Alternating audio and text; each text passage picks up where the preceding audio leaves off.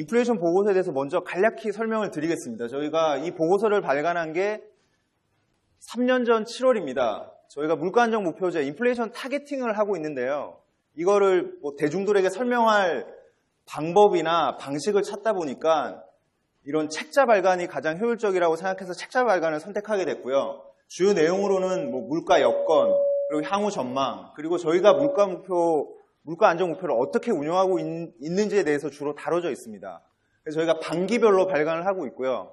이런 금요 강좌를 통해서 여러분들 그리고 기자들 이런 분들과 계속 접촉을 하면서 저희가 어떻게 물가 목표를 운영하고 있는지 설명을 하는 책자라고 보시면 됩니다.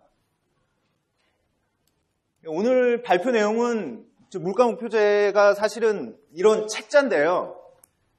한 90페이지 정도 되다 보니까 이 책자를 다 여기서 2시간 동안 설명드릴 수는 없고 주로 저희가 설명해야 되는 핵심 내용만 설명을 드리겠습니다.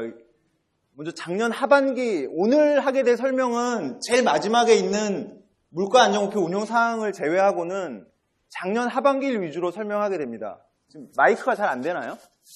돼요? 들리세요? 네, 그럼 계속 하겠습니다.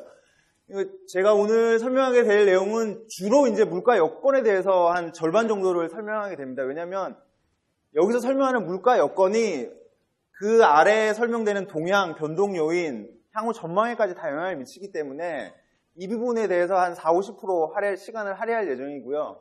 그 다음 동향이나 변동 요인, 물가 전망 이 부분에 대해서 한 20-30% 그리고 요즘 실제 물가가 저희가 설정해 놓은 물가 목표를 많이 이탈하고 있는 상황입니다. 그래서 이 부분에 대해서도 한 30% 정도 설명에 할애를 했습니다. 그래서 오늘 계획은 평소에 강의 들으시는 대로 50분 전반에 먼저 설명을 하고요. 10분 쉰 다음에 30분 더 하고 질의사항이 있으면 한 1-20분 질의사항을 받도록 하겠습니다. 먼저 지난 하반기 중 물가 여건을 먼저 보겠습니다. 물가 여건을 제일 위에 있는 이 두 줄이 저희 하반기 중 물가 여건을 종합한 겁니다. 그러니까 수요와 공급 측면에서 하방 압력이 모두 확대되었다. 그러니까 수요가 뭐냐면 일단 물건을 살 수 있는 여력입니다. 여러분들이. 좀 더 깊이 얘기하면 물건 값이 올라도 즉 인플레이션이 발생해도 기꺼이 내가 이 물건을 살 만큼 나의 수요 여력이 어떻게 변했는지를 보는 겁니다. 그리고 공급 측면이라고 하면 그러니까 생산과 비용을 생각하시면 되거든요. 보통 생산 측면에서는 물건을 얼마나 많이 만들어냈느냐 기업이 아니면 평소보다 좀 작게 만들어냈느냐 그 다음에 비용 측면에서는 내가 이 물건을 만드는데 소요되는 원자재 가격이나 농산물 가격 그리고 수입되는 자본재 가격이 어떻게 변했느냐 하는 측면입니다. 근데 저희 물가 측면은 공급 측면에서 생산 측면보다는 두 번째 말씀드린 비용 측면으로 접근한다고 보시면 됩니다. 그러니까 크게 수요 공급 측을 나눠서 할 거고요. 이 두 가지가 다 인플레이션을 낮추는 요인으로 작용했다는 걸 먼저 머리에 넣으시고 그 다음 설명을 들으시면 되겠습니다. 그럼 처음에 수요 측면부터 먼저 말씀을 드리겠습니다. 수요 측면이라고 하면 제가 물건을 살 수 있는 여력이라고 말씀을 드렸죠. 그러면 그거는 소득, 성장과 제일 먼저 연관이 됩니다. 그런데 지난해 하반기 성장률을 보면 성장률이 둔화되었습니다. 저희 나라의 잠재 성장률이라고 들어보셨나요?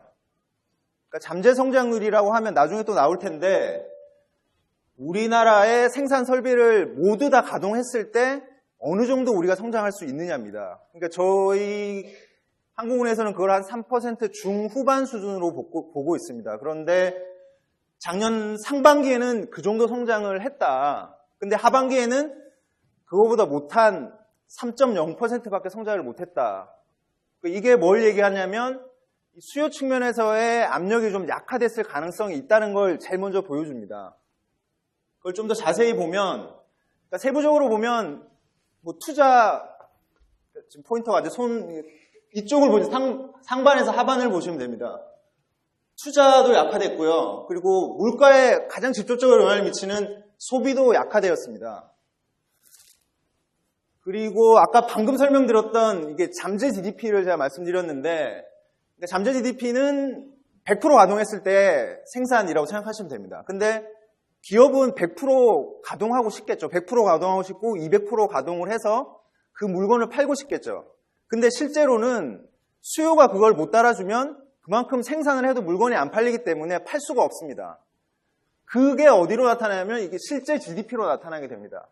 그러니까 나는 100% 생산하고 싶은데 수요가 부족해서 생산을 못했다. 그 차이가 GDP 갭입니다. 이게 좀 중요한 개념인데 그러니까 나는 내가 가지고 있는 능력을 다 활용해서 뭔가 하고 싶은데 다른 여건, 그러니까 경제에서는 수요 측 요인이 많이 작용을 해서 생산을 못했다. 이걸 저희는 GDP 갭이라고 부르고요. 수요 측 압력을 보는 가장 대표적인 지표로 저희가 보고 있습니다. 그러니까 이 지표가 어땠느냐. 여기 빨간색을 보시면 그러니까 이게 작년 하반기입니다. 상반기. 그 전보다 이 지표가 마이너스가 커졌죠. 그러니까 이게 의미하는 게 수요 측 압력, 저희가 대표적으로 보고 있는 지표가 수요 측 압력 지표가 약화됐다는 걸 나타내고 있습니다. 그래서 앞에 설명했던 성장세 둔화가 이런 소비 그리고 경제 전체의 수요와 공급 차이를 나타내는 GDP 갭에서 나타나고 있는 겁니다. 그리고 제가 지난번 1년 전에 강의를 했을 때 좀 제 말이 빠르다는 얘기들이 있어서요. 저희 말이 빠르면 누구든지 손을 들고 얘기를 해주시고요. 나중에 질의응답 시간이 있지만 지금 이해가 안 되면 바로바로 질문을 하셔도 됩니다. 그게 더 효율적일 수 있으니까요. 그건 바로 피드백을 바로바로 주시기 바랍니다. 이해 안 되는 부분이 있으면. 그리고 이제 사실 성장이나 뭐 이런 부분은 저희한테 딱 와닿지 않으실 수도 있어요. 특히 GDP 갭 같은 개념은 오늘 처음 듣는 분들이 대부분이실 테고요.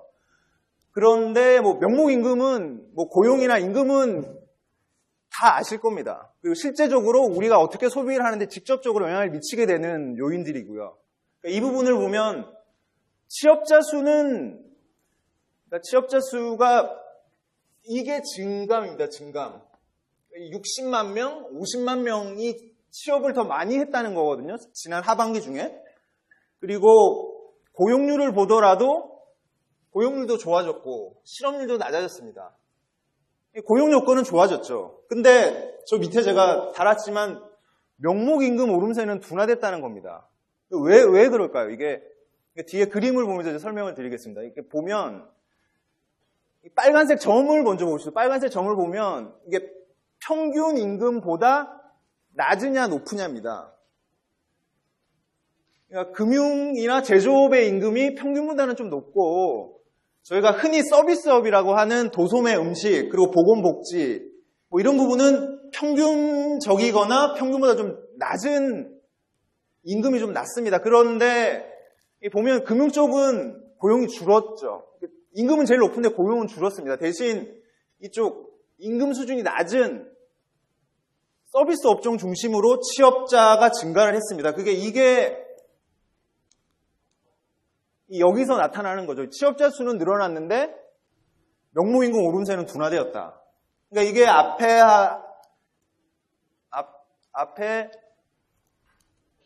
앞에 설명드린 이 소비 감소하고 연결이 되는 겁니다. 그러니까 취업자 수가 증가를 하더라도 양질의 일종의 뭐 임금이 높은 업종에서 취업자 수가 증가를 해야 수요 측 압력도 높아질 수 있다. 이렇게 생각하시면 되겠습니다. 그럼 이제 수요 측은 설명을 다 드렸는데 요약하면 성장률이 낮아졌고 취업자 수는 많이 늘어났지만 명목임금이 그걸 따라주지 못하면서 소비는 줄어들었다. 그럼 어떻게 되겠습니까? 물가의 가격이 오르면 약간 물건을 사는 게 꺼려지는 뭐 그런 측면이라고 보시면 되겠습니다. 다음은 공급 측면입니다. 이게 명확하게 위해서 비용이라고 달았습니다. 제가 설명하는 부분은 생산량이 아니고 대체로 이제 비용 측면에서 설명을 드리게 될 겁니다. 먼저 보면 저희 우리나라도 그렇고 전 세계적으로 물건을 생산하는데 가장 많이 쓰고 흔히 쓰는 게 유가입니다. 유가가 아니라 원유죠. 원유 석유류. 근데 이 석유류가 이 그래프를 보시면 알겠지만 작년 7월부터 이렇게 하락을 했습니다. 금액으로 보면 $100에서 $50, 퍼센트로 보면 50%입니다. 그러니까 이것만 봐도 알겠죠? 이게 비용이 얼마나 줄었는지. 근데 이게 우리나라에 구체적으로 어떤 영향을 미치는지는 저희가 책자에는 좀 자세하게 설명했는데 여기서 이렇게 설명을 드리겠습니다. 그러니까 먼저 이 국제 유가는 사실 글로벌 금융위기 이후에 구조적인 하방 압력이 있었습니다. 왜냐하면 수요가 부진한데 미국 셰일 오일로 생산은 엄청나게 늘어났습니다. 그러니까 셰일 오일이라고 하면 기존의 전통적인 오일은 그냥 바닷속이나 땅속에 시추봉을 꽂아서 그 액체로 된 원유를 뽑아내면 됩니다. 그래서 이런 오펙 회원국들이 주로 생산하는 이런 원유 같은 경우에는 배럴당 생산 비용이 $25에서 $40밖에 안 됩니다. 근데 셰일 오일은 셰일이 퇴적함이라는 뜻이거든요. 그러니까 퇴적함 돌. 그러니까 돌을 캐내서 여기서 다시 오일을 추출해내야 됩니다. 그렇기 때문에 생산 비용이 한 2-3배 많이 들죠. 그래서 과거에는 도저히 이걸 생산할 염두를 못 냈었는데 이 당시에 보면 이제 $100 수준이 지난 한 5-6년간 유지가 됐었습니다. 그러니까 이 셰일 오일에 투자를 할 만한 가치가 생긴 거죠. 그래서 투자도 많이 늘어나고 생산도 많이 되니까 공급은 엄청 늘어나겠습니다. 그러니까 생산 능력으로 치면 더 많이 늘어났고요. 실제 생산은 그거보다는 좀 조절해서 하고 있는데 시장에 공급되는 원유는 엄청 늘어나게 됐죠.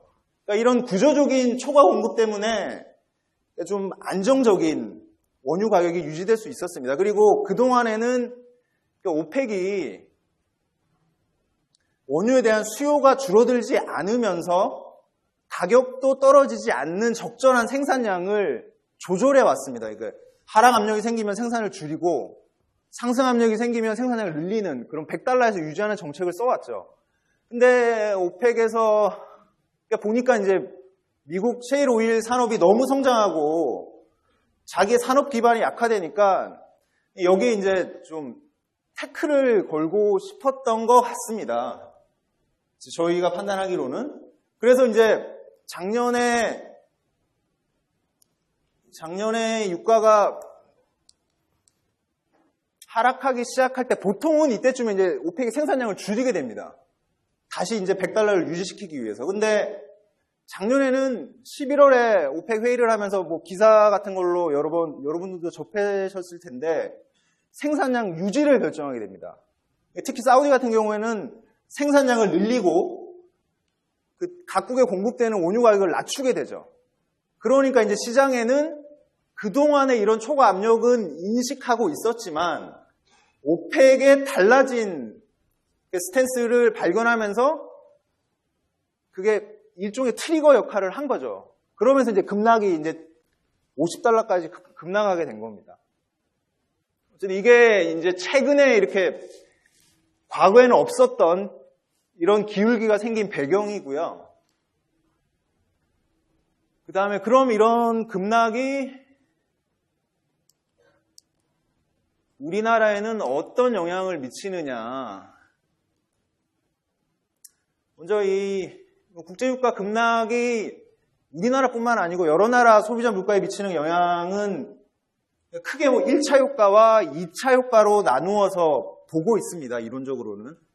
1차 효과라고 하면 우리나라 휘발유, 경유 같은 석유류 가격에 직접적으로 영향을 미치는 직접 효과가 있고요. 석유류는 아니지만 석유류를 원료로 많이 사용하는 석유 화학 제품, 그리고 운송요금, 택시비, 버스비, 항공비, 원료에 영향을 미쳐서 비석유류 제품 가격이 떨어지는, 이걸 간접 효과라고 부릅니다. 그러니까 직접 효과와 간접 효과를 합쳐서 1차 효과라고 부르고 있습니다. 그러니까 우리나라에 실제로 보면 1월 중 저희 석유류 가격이 전년 1월 대비 20% 하락했습니다. 그러니까 국제유가는 50% 떨어졌는데 저희 나라 석유류 제품 가격의 정확히는 모르겠지만 50% 이상이 세금이죠. 그러니까 50%가 떨어지더라도 우리나라 석유류에는 50%가 다 반영되는 게 아니고 20에서 30%만 반영이 되는 겁니다. 그래서 어쨌든 우리나라 석유류 가격이 20% 떨어지면서 소비자 물가를 1.1%포인트 하락시켰습니다. 이게 얼마나 큰 거냐면 저희 금년 1월 소비자 물가 상승률이 전년 동월 대비 0.8%였습니다. 그러니까 이걸 더하면 거의 2% 가까이 되는 거죠. 그러니까 이걸 더하면이 아니고 만약에 석유류가 하락하지 않았다면 그러니까 그만큼 큰 거죠. 저희 소비자 물가는 지금 0.8, 저번 달에 0.6, 0.5였는데 석유류가 1.1을 떨어뜨리는 효과를 지금 보이고 있으니까 상당히 크게 작용하고 있는 겁니다. 그래서 이런 직접 효과가 나타나고 있고요. 간접 효과는 해외여행 다니시는 분들한테는 되게 좋은 소식인데 유류 할증료가 한 6개월 사이에 10분의 1로 떨어졌습니다. 10분의 1로 떨어지니까 유류 할증료가 국제항공요금에서 차지하는 비중이 뭐 한 10%, 20% 정도 되죠. 그러면 그만큼 떨어지겠죠. 국제항공요금이. 앞에 설명한 게 이 그래프로 보여드리고 있는데요. 그러니까 석유류 가격이 이렇게 떨어지면서 이 파란색 막대기는 우리 소비자 물가 전체를 얼마나 떨어뜨렸느냐. 그러니까 이게 1.2% 가까이 지금 이렇게 떨어뜨리고 있습니다. 이것도 방금 설명드린 이 초록색 막대가 유류 할증료입니다. 이게 15달러까지 1월 달은 뭐 한 4, 50 됐는데 2월 달엔 더 떨어졌거든요. 그러니까 이게 국제항공요금을 이렇게 떨어뜨리는 간접 효과를 발생시켰다는 겁니다. 직접 효과와 간접 효과. 그래서 이게 1차 효과고요. 그러니까 1차 효과는 말 그대로 그냥 산수입니다. 산수. 20% 떨어지면 곱해가지고 얼만큼 떨어진다. 근데 2차 효과는 이제 산수가 아니고 저희 경제 주체들의 행태를 변화시키는 겁니다. 그러니까 이제 국제 유가 변동이 장기화되면서 석유류 가격도 한참 떨어져 있고 우리들이 여행 갈 때 내게 되는 항공요금, 그리고 택시요금, 버스요금이 이런 게 낮게 유지된단 말입니다. 그러면 이제 사람들의 생각이 과거에는 내가 임금이 한 뭐 5, 6% 인상해야 물건도 사고 할 수 있었는데 요즘에는 뭐 한 3, 4% 인상해도 되는 거 아닌가 하는 이런 생각이 사람들 머릿속에 생기게 되죠. 그리고 기업들은 옛날에는 우리가 뭐 한 5% 정도는 무조건 매년 가격을 인상시켜야 물건이 팔렸는데 요즘에는 안 그럴 것 같다. 옛날보다 뭐 좀 낮춰서 인상률을 정해야 되는 거 아니냐. 이런 그러니까 산수의 개념이 아닌 결정에 영향을 미치게 됩니다. 그러니까 이런 효과가 나타나면 우리 물가에 파급되는 효과도 엄청 커지게 되죠. 그런 효과가 나타나는 걸 저희가 2차 효과라고 부릅니다.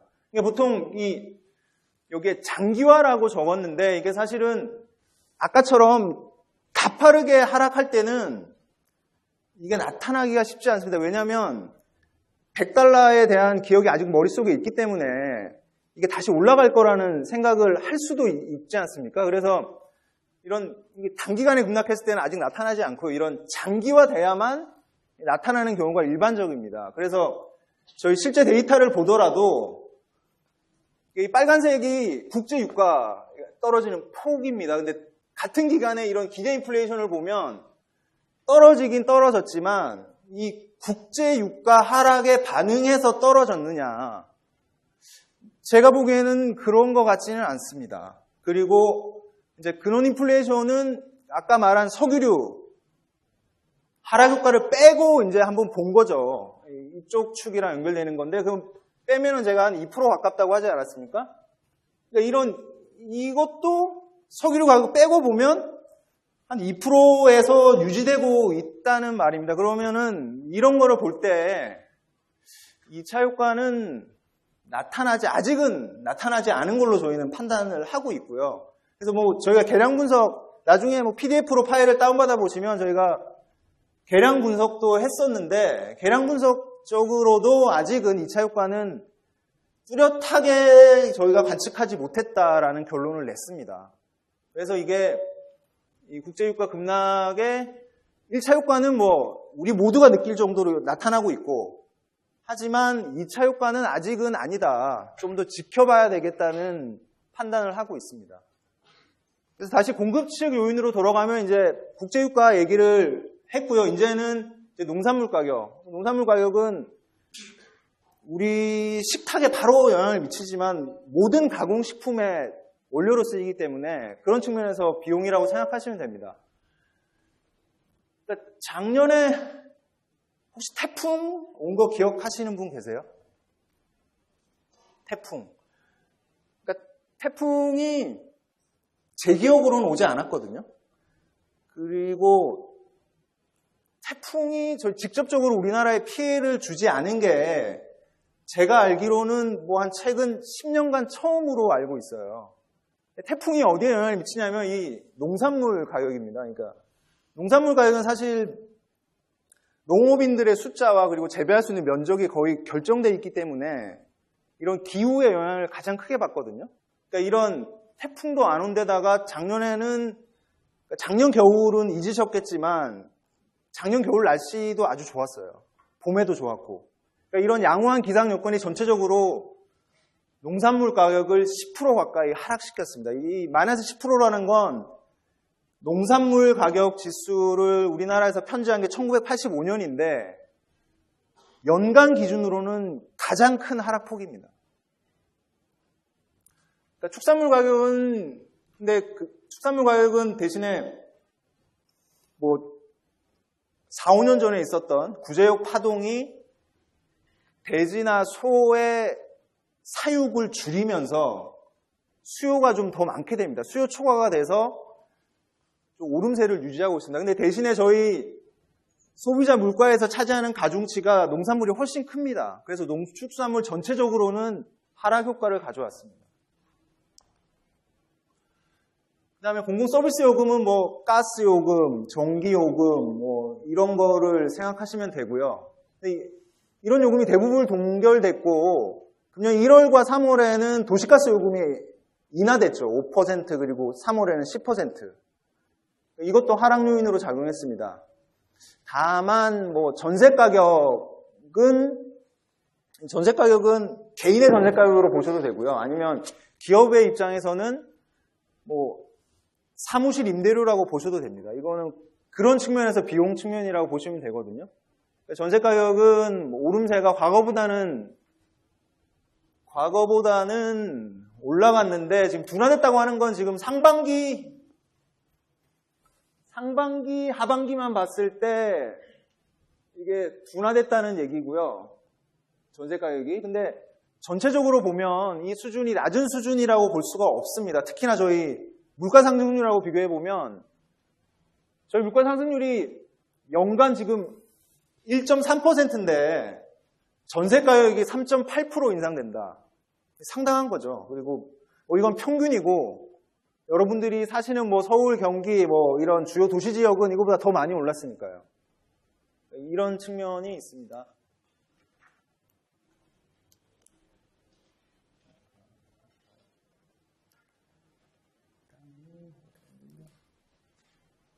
그리고 기대 인플레이션은 아까 말씀드렸던 뭐 개인의 임금 협상 형태나 기업의 가격 결정 행태에 영향을 미치게 되는데요.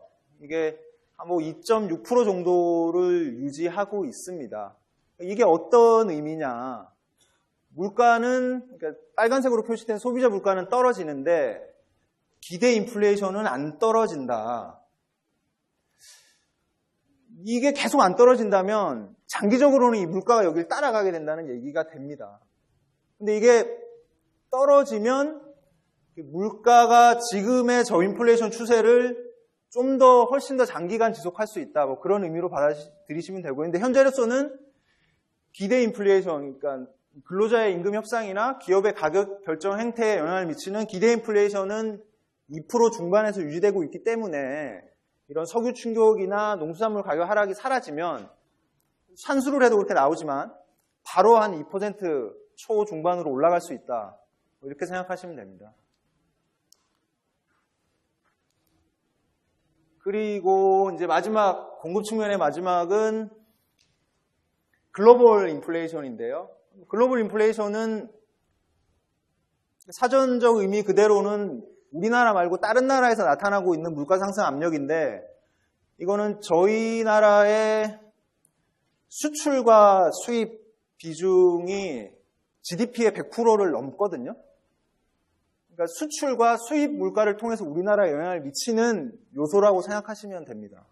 그러니까 이게 우리나라와 마찬가지로 계속 둔화되고 있습니다. 금년에도 그렇고 상반기 하반기로 봐도 그렇고 그리고 게다가 기존에는 상당히 높은 물가를 보였던 중국 같은 경우에도 중국은 2012년, 11년만 하더라도 물가 상승률이 뭐 5%, 6% 이러던 적이 바로 불과 한 2, 3년 전이었거든요.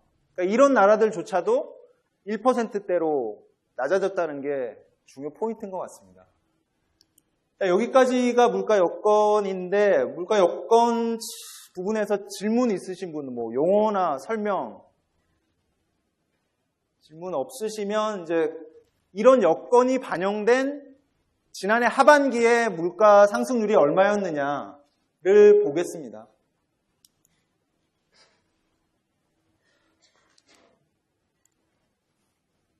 먼저 보면 이제 하반기 저희가 헤드라인 CPI라고 부르는 전체 소비자 물가는 전년 동기 대비 1.2% 1,000원 하던 물건이 지난해 하반기에는 1,100원이 아니죠. 1,010원으로 올랐다.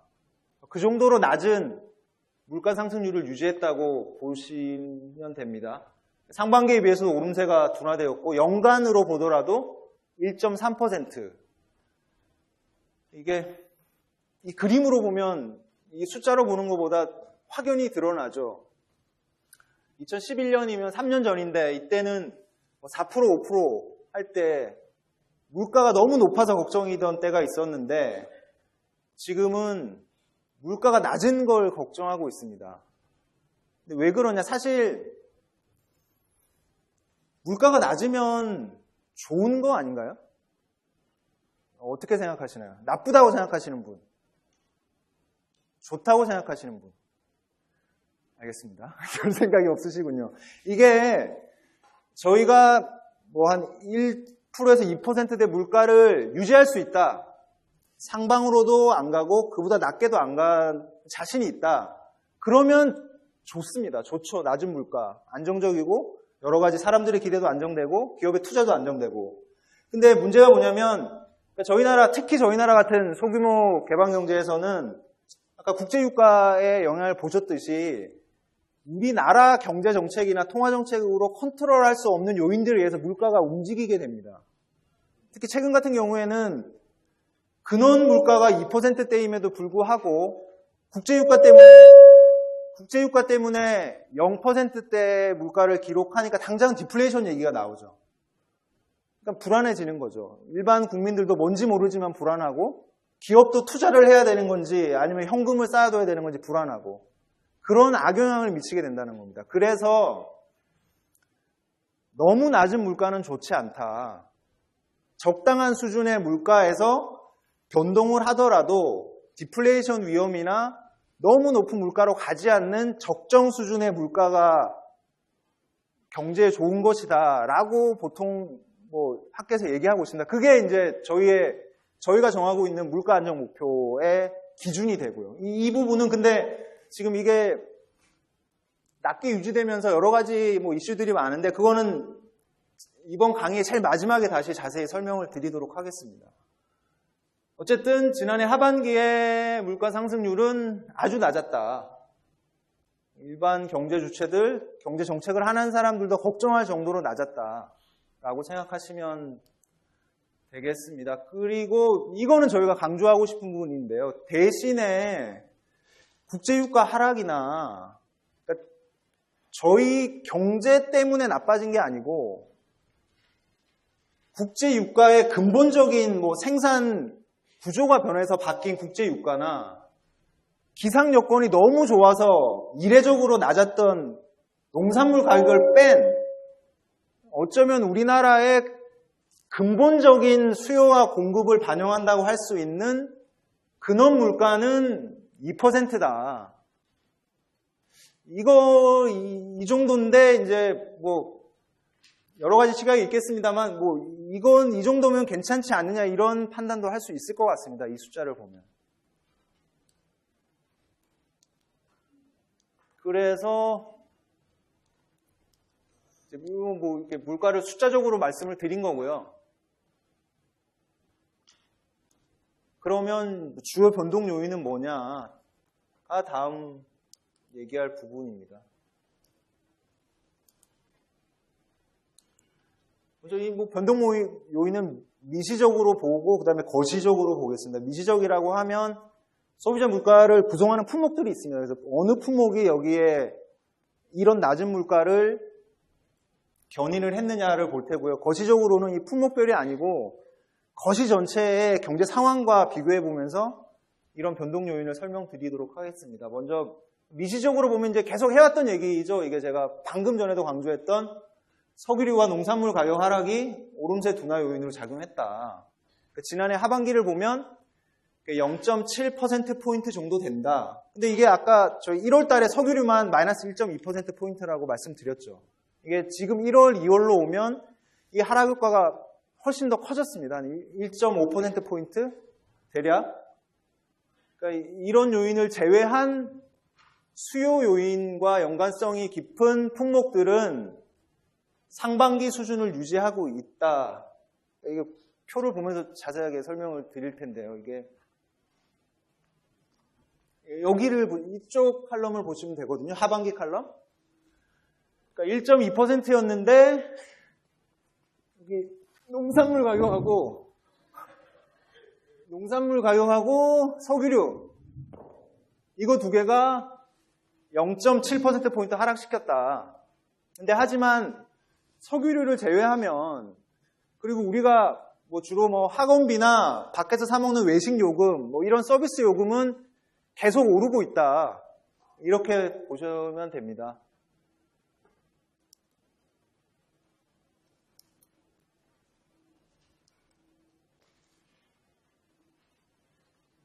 그리고 이제 거시적으로 보겠습니다. 품목별이 아닌 우리 거시경제에 영향을 미치는 요인들을 살펴보겠습니다. 이거 앞에서 다 설명드렸던 요인인데 성장률은 둔화, 상품 수출도 둔화, 국내 수요도 둔화, 명목임금도 상승률이 하락.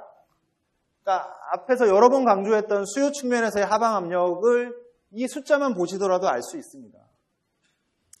이건 국제유가 이런 거는 계속 말씀드리던 거라 이게 환율도 하락. 환율이 하락하면 어떻게 되죠?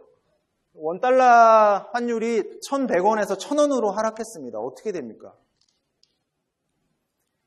예를 들어 100달러에 수입하던 아이폰이 600달러인가요?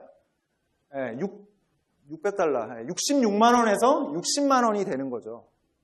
그러니까 그런 측면에서 환율도 공급 측면에서 하락 요인으로 작용했다. 농수산물 가격 말씀드렸고, 주택 가격은 그 중에서도 이건 플러스 요인으로 작용했지만 전체적으로는 수요 공급, 거시적으로 보더라도 우리나라의 물가 하방 압력이 이렇게 전체 거시 지표도 지배를 했다.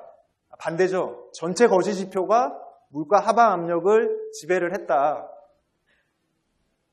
라고 설명드릴 수 있습니다. 좀 빠른가요? 진도가 좀 빠른데? 네, 변동 요인까지 했는데, 자, 그럼 일단 좀 그래도 가보죠. 이렇게 중간에 딴 할 얘기를 준비 안 해와가지고 일단 준비한 대로 일단 가겠습니다. 그 다음은 이제 그래서 지난 하반기에는 이랬는데 그럼 앞으로는 어떻게 된다는 얘기냐? 그 얘기를 이제 4번, 5번에서는 말씀을 드리겠습니다. 전체적으로는 이런 얘기들은 국제유가 말고는 작년과는 좀 다를 것이다라는 얘기를 제가 해드리고 싶었습니다. 그러니까 보면 수요 측면에서 하방 압력은 지속되는데 좀 완화될 겁니다. 그리고 공급 측면에서도 국제유가 말고는 국제유가가 저인플레이션 지속의 주된 요인이겠지만 이 얘기를 적은 건 다른 요인들은 작년 같지는 않다는 얘기를 해드리고 싶었습니다. 그래서 이걸 수요 공급으로 가볍게 나눠서 보면 수요축 뒤에 그림을 보면서 설명드리는 게 나을 것 같네요.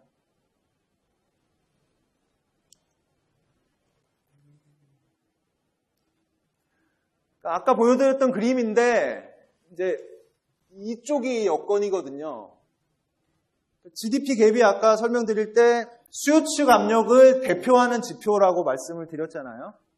수요축 압력을 대표하는 지표가 여전히 마이너스지만 마이너스 압력은 올해 하반기부터는 줄어들 것이라는 우리 한국은행의 전망입니다. 그리고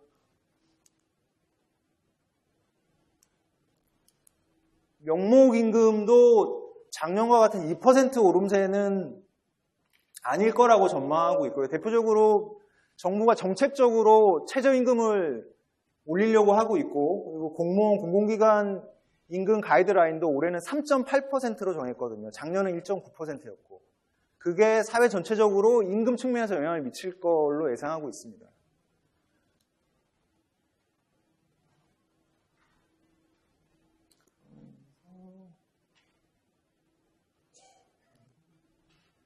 그러면서 GDP도 그러니까 이런 요인들이 종합적으로 전체 GDP를 금년보다는 상승시키는 내년으로 갈수록 더 좋아지는 그런 효과가 나타날 것으로 전망하고 있습니다. 수요 측 여건이었고요. 그다음에 공급 측을 보면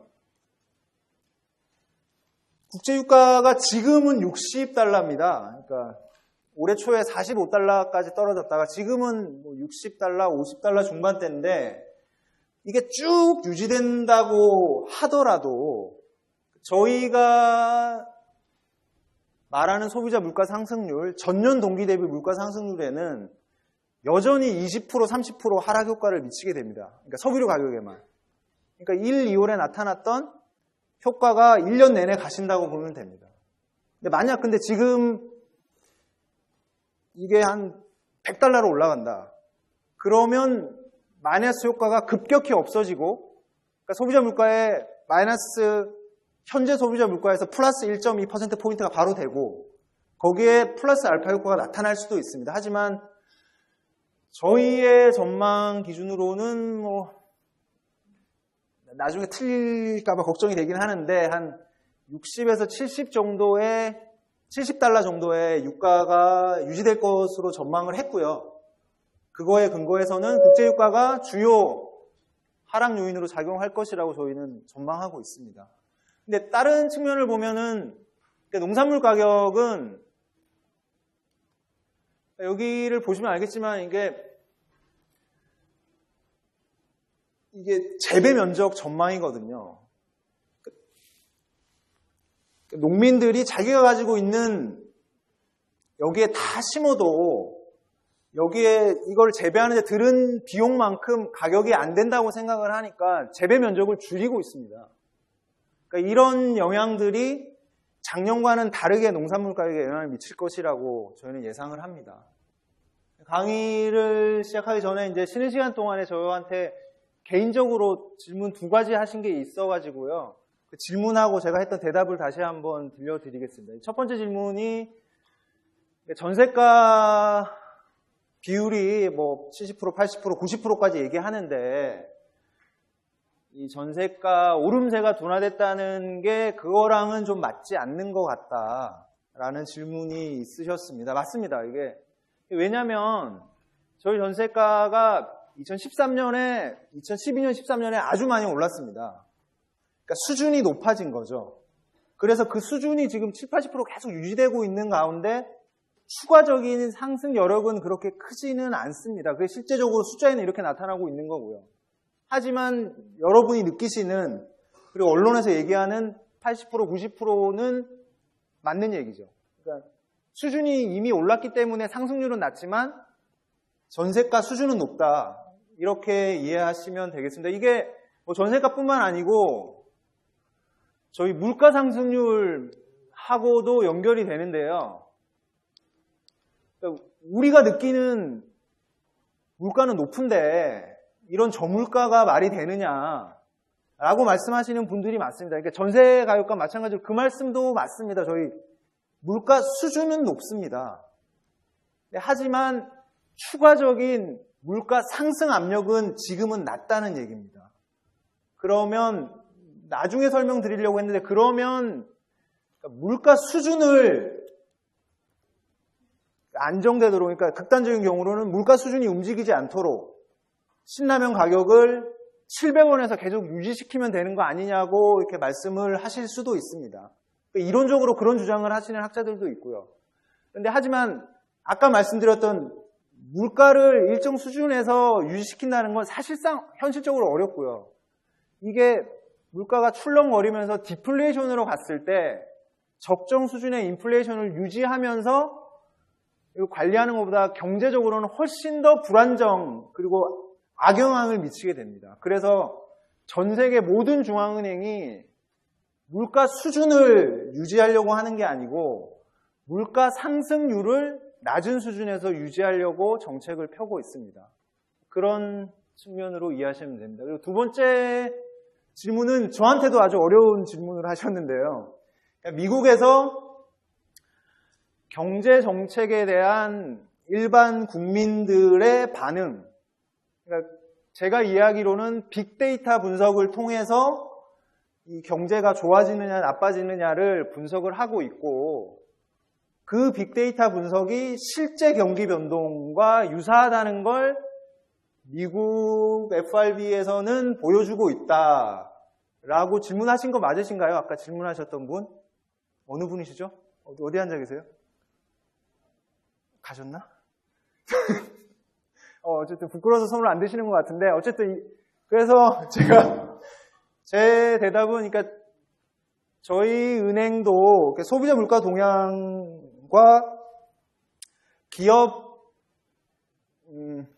BSI 정확한 제 한국 명칭은 기억이 안 나는데 기업을 대상으로 한 조사를 통해서 그분들의 경기 전망에 대한 인식, 소비에 대한 인식, 물가 기대에 대한 인식을 조사하고 있습니다. 그리고 실제로 보면 말씀하셨듯이 경기 변동과 유사하게 움직이고 있고요. 그러니까 다만 말씀하신 빅데이터 분석은 연구 중에 있습니다.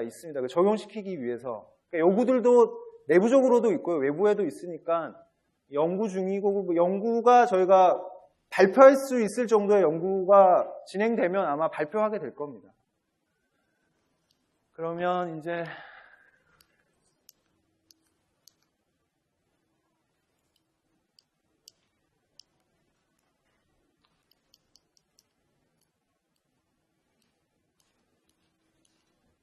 다시 물가 전망으로 가겠습니다. 앞에 요인들은 제가 반복을 워낙 많이 해서 말씀을 다시 안 드려도 될 것 같은데 그래도 이제 간단히 얘기하자면 지난 하반기에는 수요도 안 좋았다. 그거는 이제 경제 성장률하고 명목 임금이 둔화된 걸 보면 알 수 있다. 그리고 공급은 비용을 아주 많이 하락시키는 요인으로 작용했다. 가장 중요한 건 국제 유가와 농산물 가격, 그 외 요인들도 환율이랄지 이런 요인들도 하방 요인으로 작용했다라고 말씀드렸습니다. 그런데 이제 올해 여건을 보면 국제 유가를 제외한 요인들은 작년보다는 좋아질 것이다. 하지만 국제 유가의 지금 하락 효과가 워낙 크기 때문에 당분간은 낮은 물가 오름세가 유지될 가능성이 높다라고 이제 앞부분의 전체 내용을 요약할 수 있겠습니다. 그래서 이런 내용들을 종합해 볼 때 저희가 이거는 저희 올해 1월 기준 전망이고요. 1월, 2월에 경제 상황이 변한 부분도 있고 안 변한 부분도 있기 때문에 저희가 4월에 하게 될 전망은 이거 방향성은 같겠지만 숫자는 약간 다를 수도 있다는 점을 염두에 두시기 바랍니다. 그래서 이제 이런 걸 다 종합해 보니까 작년에는 1.3%였는데 올해는 1.9%로 오름세가 좀 높아질 것 같다고 저희는 전망을 했습니다. 근데 상반기에는 지난 하반기와 크게 다르지 않다고 보고 있습니다. 다른 요인들이 좋아지지만 국제유가의 하락 효과는 더 크기 때문에 작년 하반기보다는. 대신에 이런 효과를 빼면, 즉 농산물과 석유류를 빼면 2% 중반까지도 상승할 것이다. 그래서 또다시 아까 체감 물가를 얘기하게 되는데 기름을 직접 안 넣으시고 고기만 드시는 분들은 이거를 더 많이 체감하실 수도 있을 것 같습니다. 채소 많이 안 드시고 2, 3%의 물가 상승률을 체감을 하실 수도 있을 겁니다. 그래서 저희가 지금 말한 숫자는 이겁니다. 여기 가장 진한 부분. 이렇게 갈 거라는 거죠. 지금 상반기에는 낮은 물가 오름세가 지속되다가 이렇게 변동을 할 것이다 라고 보고 있는데, 사실 이게 점으로 전망을 한다는 게 너무 용감한 거죠. 사실 이 점으로 물가가 갈 것이다. 그래서 저희는 이걸 같이 보시는 게 맞다고 봅니다. 저희가 전망하는 게 이거를 전망하는 거지 사실 이걸 전망하는 건 아닌데, 이걸 보여주면 이것만 보여주면 뭔 소리냐 이러겠죠. 도대체 물가가 얼마 상승한다는 거냐. 그래서 참고 지표로 저희가 이 포인트 전망을 하는 거고요. 실제로 보실 때는 이 상하방 리스크를 같이 보셔야 된다. 이 정도 범위에서 등락할 수 있다. 이렇게 보셔야 될 것 같습니다. 그래서 지금까지도 그랬고 지금도 그렇지만 앞으로 상하방 요인에는 유가가 가장 큰 영향을 미칠 겁니다. 그러니까 아까 말씀드렸던 상승으로 전환하면 1%포인트 효과가 바로 나타날 수도 있죠. 하지만 이게 계속 저유가가 장기화되면 앞서 말씀드렸던 아직까지 나타나지 않았던 2차 효과가 나타날 수도 있고요. 그러니까 그게 이 상하방을 결정하는 주요 요인이 될 것이라고 저희는 봅니다. 그래서 이게 이제 물가 얘기는 끝났습니다. 이제 물가 얘기는 끝났고 물가 안정 목표제에 대해서 이제 말씀을 드릴 텐데요. 그러니까 물가 안정 목표제가 뭐냐? 그러니까 전반기 강의 시간에도 말씀드렸지만 디플레이션은 인플레이션보다 더 좋지 않다는 게 일반적인 학계나 중앙은행 사람들의 얘기입니다. 그래서 디플레이션을 유발하지 않으면서 안정적인 경제 성장을 할 수 있는 인플레이션 수준을 정하고 그거를 달성하기 위해서 통화 정책을 하는 걸 물가 안정 목표제, 인플레이션 타겟팅이라고 부릅니다. 그러니까 이 인플레이션 타겟팅은 사실 역사가 아주 오래됐는데요. 1980년대로 넘어가면 그때는 통화량 가지고 통화 정책을 할 때입니다. 통화량을 우리가 M2를 10% 계속 10% 상승률로 계속 증가시키겠다. K% 룰이죠. 그러면 물가 상승률이 그러니까 10%, 그러니까 예를 들어 10%로 유지되고 그러면 경제 성장에 좋다. 그래서 이제 통화량 증가율을 계속 관리해 왔었죠. 그런데 1980년대 후반쯤 되니까 이제 선진국을 중심으로 통화량과 물가 간의 관계가 명확치 않다. 그리고 중앙은행이 직접적으로 관리할 수 있는 본원 통화가 금융기관들을 통해서 파급되는 통화승수를 통해서 파급되는 이 관계가 불안정해졌다. 왜냐하면 금융시장이 워낙 민간 부문의 금융시장이 발달하니까 우리가 본원 통화를 5% 늘렸는데 금융시장에서는 10% 늘어날 수 있고요. 반대로 안 늘어날 수도 있는 경우가 발생하는 겁니다. 그러면 굳이 통화량을 통해서 물가를 타겟팅하지 말고 물가를 직접 타겟팅하자. 그런 맥락에서 뉴질랜드, 캐나다, 영국, 호주, 소위 말하는 인플레이션 타겟팅 선진국을 중심으로 인플레이션 타겟팅을 도입을 했고요. 미국 같은 경우에도 명시적인 물가 안정 목표제 도입 국가는 아닙니다. 하지만 거기 FRB 의장이 항상 얘기를 하죠. 나와서 기자 설명을 할 때. 저희는 뭐 고용을 얼마 유지하고 물가 상승률을 2%를 유지하려고 통화정책을 펴고 있습니다. 그러니까 학계에서는 그걸 이제 암묵적인 물가 안정 목표제를 운용하고 있다라고 보고 있습니다. 넓은 의미에서. 미국도 그렇고 유로 지역도 미국과 마찬가지로 우리가 인플레이션 타이팅 하고 있어 라고 말은 하지 않지만 물가 목표를 홈페이지에 가보시면 확인하실 수 있습니다. 우리는 2%보다 약간 낮은 물가 목표를 장기간 장기 시기에서 가도록 통화정책을 운용할 거야 라고 홈페이지에 나와 있습니다. 하지만 우린 인플레이션 타겟팅이야 라고 말하진 않고 있죠. 그래서 명시적인 물가 안정 목표제는 아니지만 아주 넓은 의미에서 보면 우리나라를 포함한 여러분 머릿속에 떠올릴 수 있는 나라 대부분은 물가 안정 목표제를 도입해서 통화정책을 하고 있습니다. 그러니까 일본 같은 경우에도 2년 전에 도입을 했죠. 그러니까 일본은 좀 다른 나라들하고는 다른데요. 다른 나라들은 물가를 안정시키기 위해서 인플레이션 타겟팅을 도입을 했습니다. 그러니까 7%, 8%일 때 우리 2%로 갈 거야 라고 했는데 일본은 반대입니다. 한 0% 물가 상승률이 한 10년 넘게 디플레이션도 실제로 겪었고요. 그러니까 반대로 지금 0%인데 우리 2% 가기 위해서 통화정책을 할 거야 라고 도입을 했습니다. 그리고 뭐 저번 주에는 인도에서도 새롭게 인플레이션 타겟팅을 하겠다고 발표를 했고요. 이게 그래서 인플레이션 타겟팅이 현재 운영되고 있는 가장 일반적인 통화정책 운영 체계라고 보시면 됩니다. 그래서 우리나라는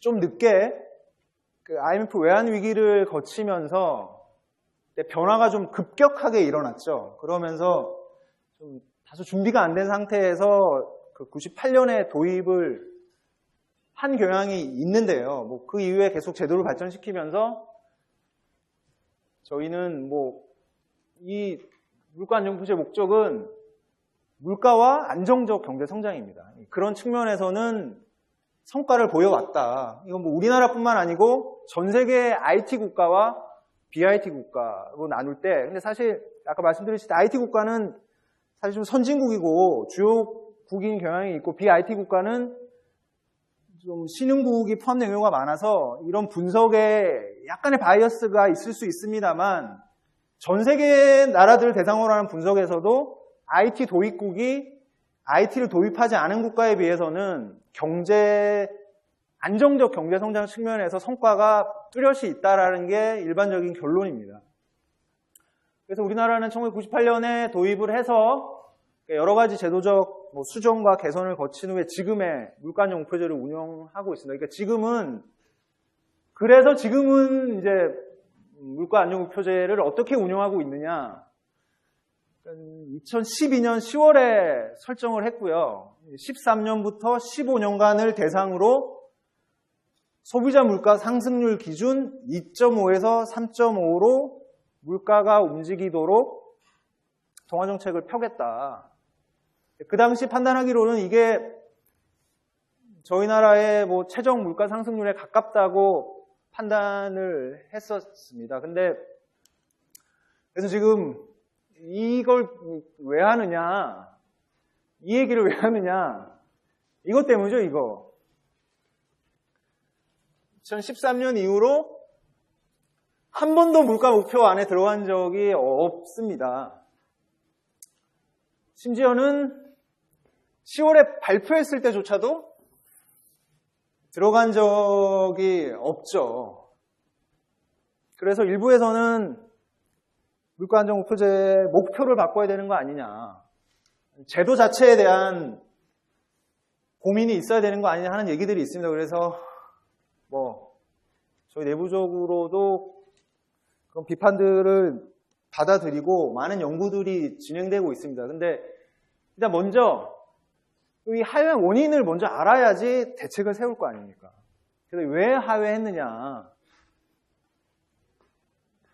제일 첫 부분은 이런 적이 처음입니다. 이런 물가 목표 설정 이후에 기간 내내 물가 목표를 하회했던 기간이 처음이고 2000년대 중반에 그때 중국을 포함한 신흥시장국의 저가 공산품이 전 세계적으로 공급되면서 물가가 아주 낮아졌던 적이 있습니다. 그때 저희 한 8분기 연속으로 물가 목표를 하회했던 적이 있는데요.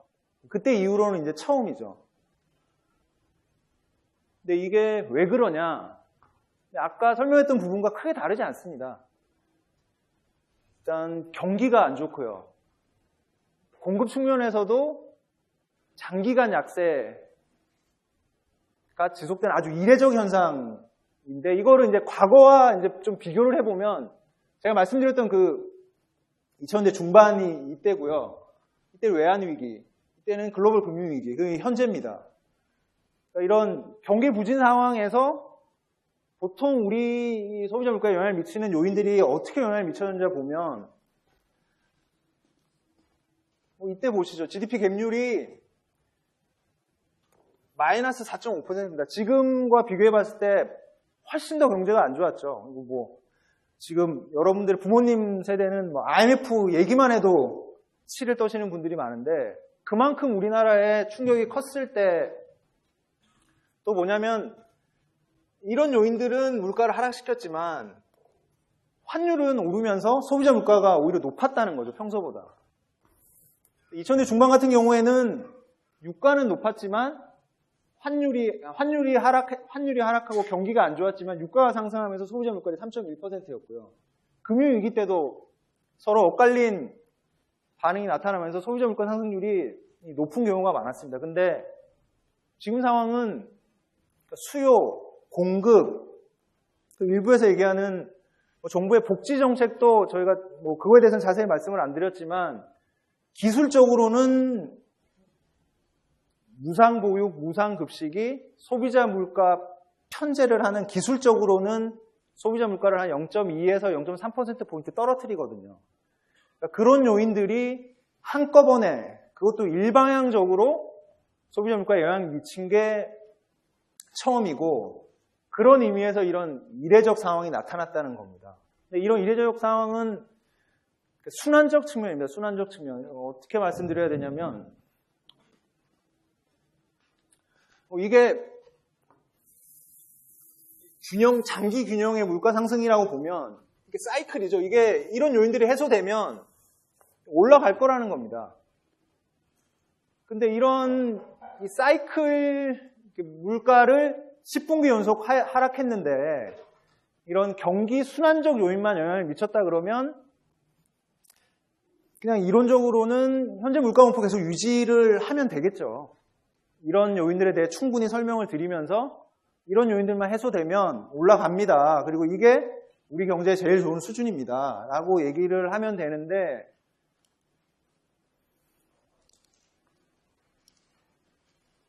이 부분은 좀 이따 다시 말씀드리겠습니다. 하면 되는데 그 다음 한 35페이지를 설명할게요. 하면 되는데 그게 아닐 수도 있다는 겁니다. 그런 요인도 물론 작용했지만 최적 물가 상승률이 바뀌었을 가능성도 있는 거 아니냐. 왜냐하면 우리 경제의 전체적인 성장과 인플레이션 압력을 결정하는 잠재 성장률이 2000년대 초반에 5%에서 3%대로 하락했는데 그리고 글로벌 요인도 신흥국이 막 성장하다가 요즘에는 성장률이 둔화되면서 전체 원자재 가격에 대한 수요 자체가 과거와 같지 않은데 이게 과거와 같은 물가 상승률을 유지하는 게 우리나라의 안정적 경제 성장에 도움이 될 것이냐 하는 고민이 시작이 된 거죠. 만약 그랬다면은 바뀐 방향으로 바뀌는 게 맞고요. 또 여기 중간에 적혀 있는 성장과 물가가 연계성 약화는 아까 말씀드렸던 균형으로 수요 부진이 해결돼서 수요가 균형으로 가더라도 옛날만큼 인플레이션 압력을 유발하지 않는다는 겁니다. 이건 글로벌 요인 확대와도 많이 연관되어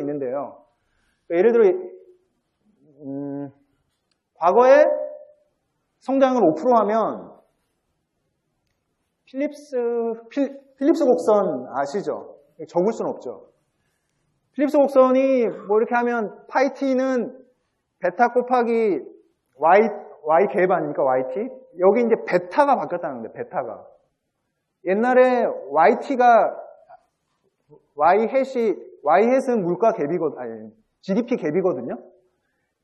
옛날에 GDP 갭이 1이면 베타가 0.5여서 소비자 물가를 0.5%포인트 올렸는데, 이 베타가 지금 보니까 0.2, 오히려 그 낮게 이렇게 추정 방법에 따라서는 더 낮게도 추정이 된다. 그런 측면을 얘기를 한 겁니다. 그 베타가 낮아지는 건 우리나라뿐만 아니고 선진국에서 다 나타나고 있습니다. 이 부분에 대해서 자세히 보고 싶으면 2014년 1월 보고서가 있거든요. 그게 이제 이 부분에 대해서 좀 자세히 설명한 거니까 혹시라도 더 자세히 알고 싶으면 그 보고서를 참조하시면 됩니다. 그래서 그러면 이제 바꿔야 되는 거 아니냐, 그런 얘기들이 나오고 있는 상황입니다. 이런 상황에서 그러니까 저희는 이런 우려와 경기 상황을 고려해서 2003년 이후에 3차례 금리 인하를 했고요. 사실 물가가 하락하기 시작한 2012년 하반기부터 보면 5차례 금리 인하를 했습니다. 지금 2.0%라는 수준은 저희가 기준금리를 통해서 물가를 조정하는 인플레이션 타겟팅을 시행한 이후에 가장 낮은 수준입니다. 그러니까 오히려 글로벌 금융위기가 왔던 2008년에 2.0%포인트까지 내려간 이후에 가장 낮은 수준입니다. 거기다가 까먹었는데, 잠깐만요.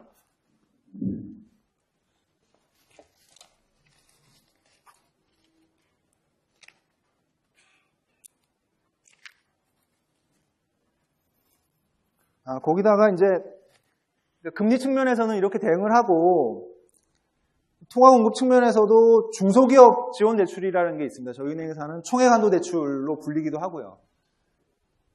그 한도를 3조씩 증액하는, 그러니까 통화량 측면에서도 어느 정도 대응을 해보려고 노력을 했습니다. 이런 완화적 통화정책 기조를 계속 유지하고 있죠.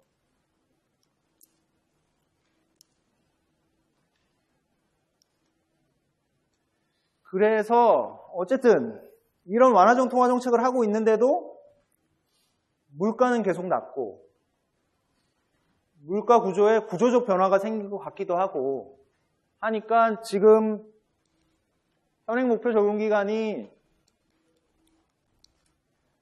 2013년에서 15년인데 지금이라도 당장 바꾸자는 외부 의견들이 있었습니다. 하지만 이게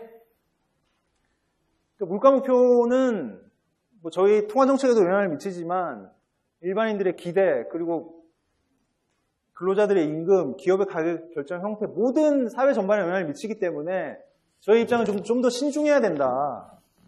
그런 입장입니다. 그러니까 외국의 사례를 보더라도 이게 글로벌 저인플레이션이 전 세계적으로 나타나면서 모든 국가들이 이런 물가 목표 하한 이탈을 겪고 있습니다. 심지어 유로지역과 북유럽 같은 경우에는 2009년 이후인데요. 2009년 이후로 보면 4년에서 5년 가까이 하락하고 있는데 물가 목표는 바꾸지 않고 있죠. 그럼 거기서는 어떤 판단이냐?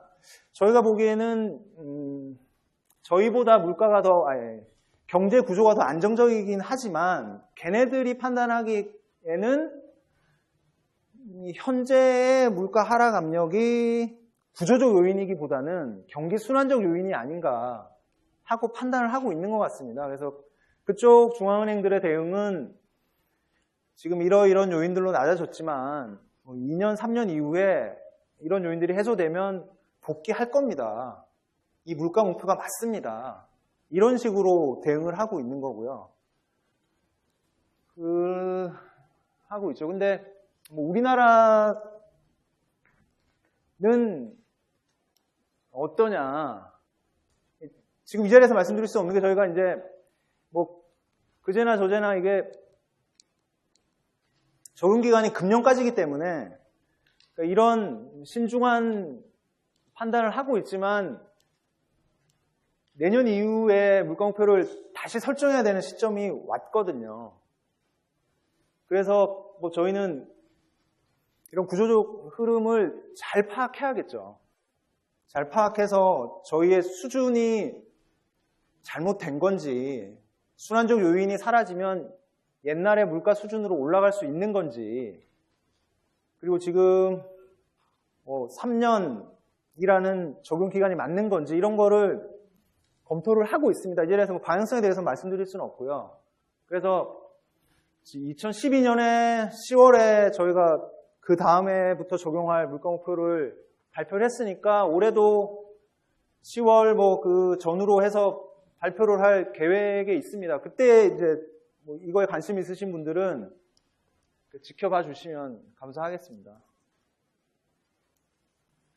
물가 인플레이션 타겟팅에 대해서 궁금하시거나 질문하실 분 있으세요? 이게 시간이 좀 애매한데, 그러니까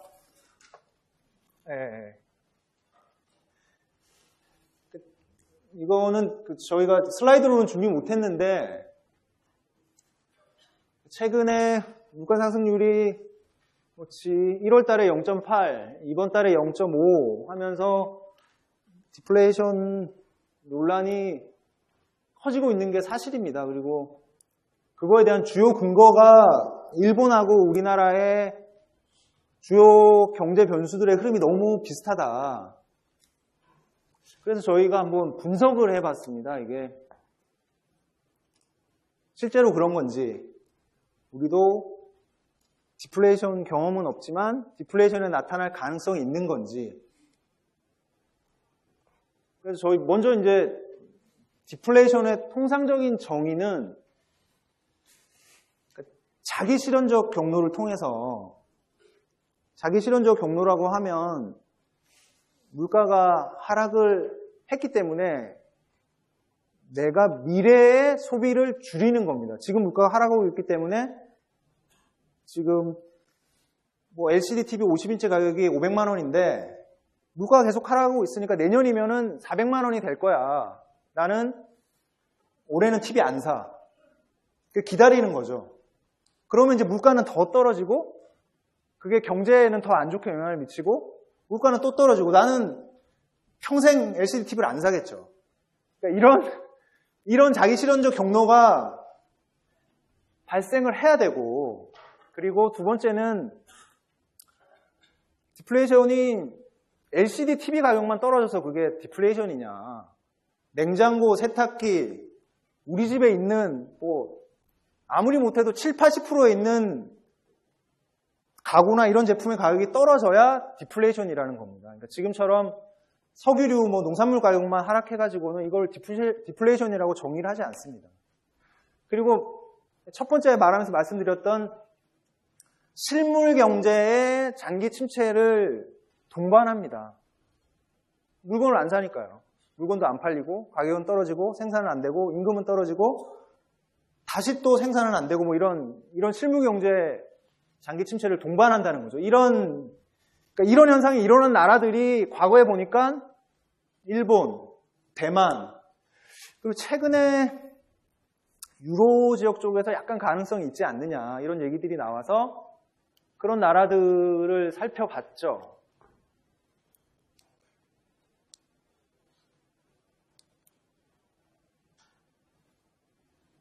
먼저 일본인데요. 일본은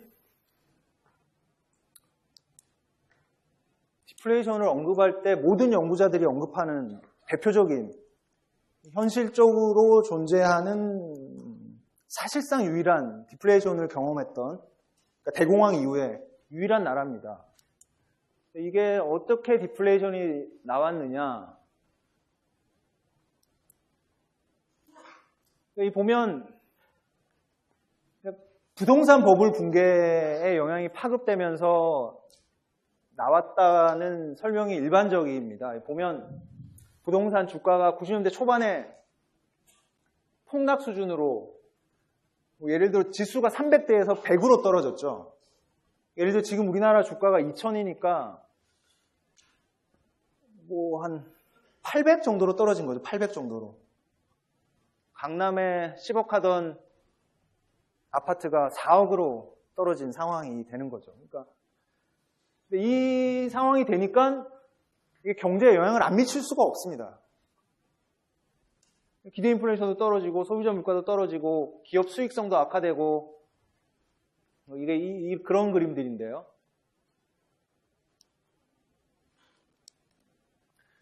투자, 심리 이런 거 다 악화되고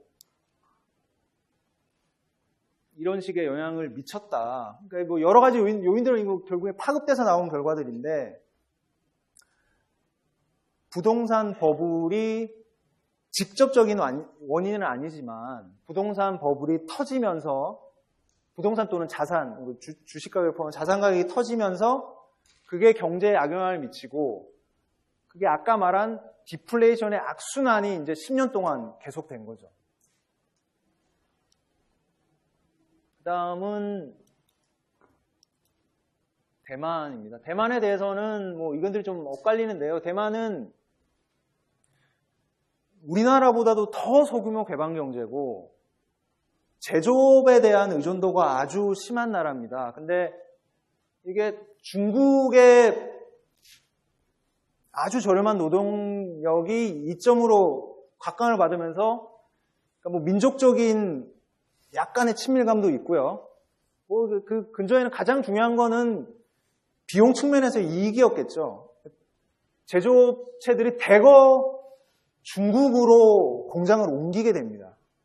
근데 제조업 의존도가 강했던 대만에서는 그런 상황이 일어나면 어떻게 되겠습니까? 명목임금은 줄어들고 물건은 중국에서 생산해서 계속 싼 제품이 들어오고 소비 여력은 없고 그러니까 그런 상황이 나타나면서 디플레이션이 나타났습니다. 이건 해외 직접 투자고요.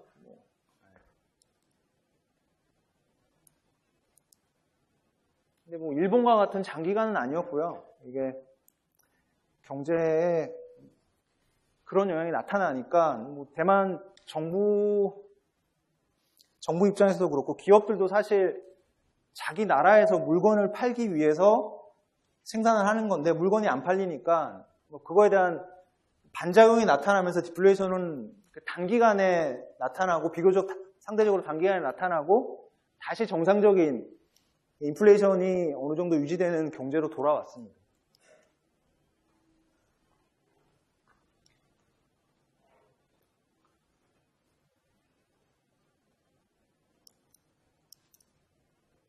마지막은 유로 지역인데 유로 지역은 그 경제 전체가 디플레이션의 위험에 있다기보다는요. 그 경제에서 국가 채무가 높아서 재정 위기에 처했던 그리스나 스페인, 포르투갈 같은 경우에 디플레이션 우려가 나타나고 있습니다.